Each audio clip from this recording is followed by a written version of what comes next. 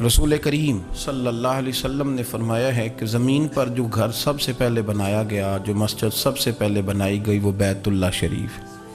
مسجد الحرام۔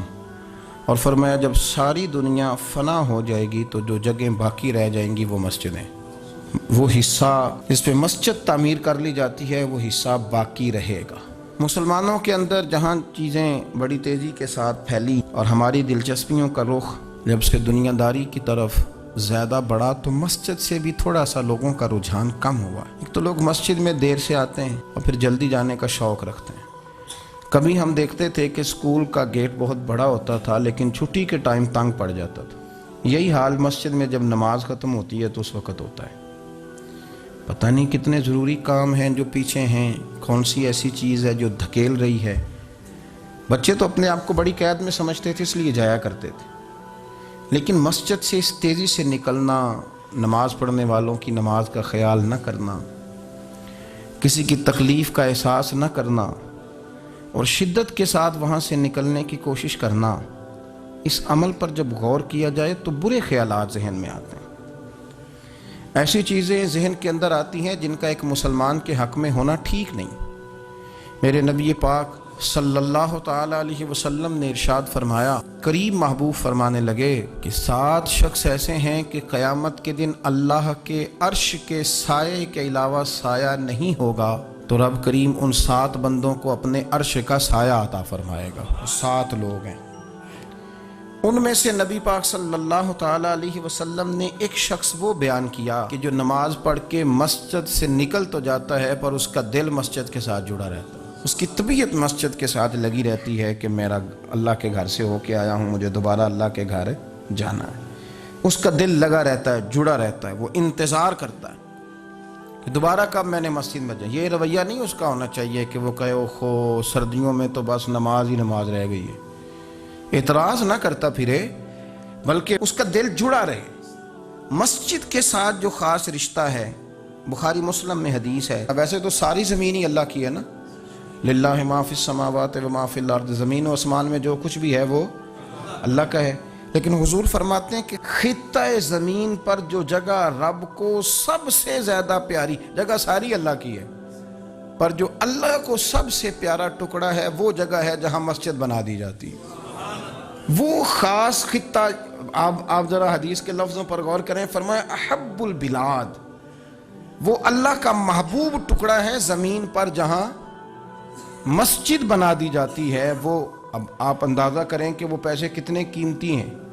جو کمائے کسی نے تھے، لگ مسجد میں گئے اور محبوب کس کے ہو گئے؟ اللہ تعالیٰ کے۔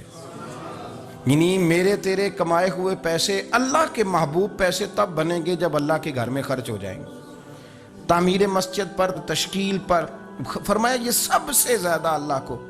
اور سید عالم صلی اللہ تعالی علیہ وآلہ وسلم نے ارشاد فرمایا کہ اللہ تبارک و تعالیٰ کو زمین پر، زمین ساری ہی اللہ کی ہے، لیکن اللہ تبارک و تعالیٰ کی زمین پر جو جگہ اللہ کو ناپسند ہے وہ جگہ ہے جہاں بازار بنا دیا جاتا ہے، جہاں مارکیٹیں بنتی ہیں، جہاں لوگوں کے ساتھ ظلم ہوتا ہے، دھوکے ہوتے ہیں، جھوٹ بولا جاتا ہے۔ یہ بخاری مسلم کی حدیث۔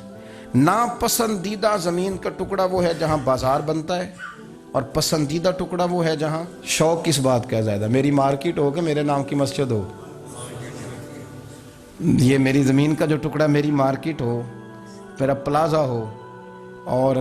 پچھلا مکان خرید کے نہ تو ایک لائن پیچھے نکالتا ہوں، 12 دکانیں ادھر ہو جائیں گی، 12 دکانیں ادھر ہو جائیں گے، پھر حساب نکالتا ہے کہ 20,000 ایک کا کرایہ ہے تو کتنا بنا مہینے کا۔ اس کو یہ نہیں پتا کہ تیری یہ زمین تھی اللہ کی،